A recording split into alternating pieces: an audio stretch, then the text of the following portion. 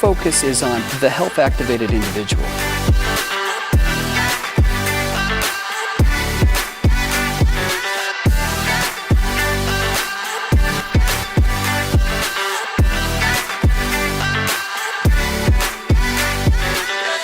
The old way that's been going on for hundreds of years of waiting to get sick and then seeking treatment is over and done with.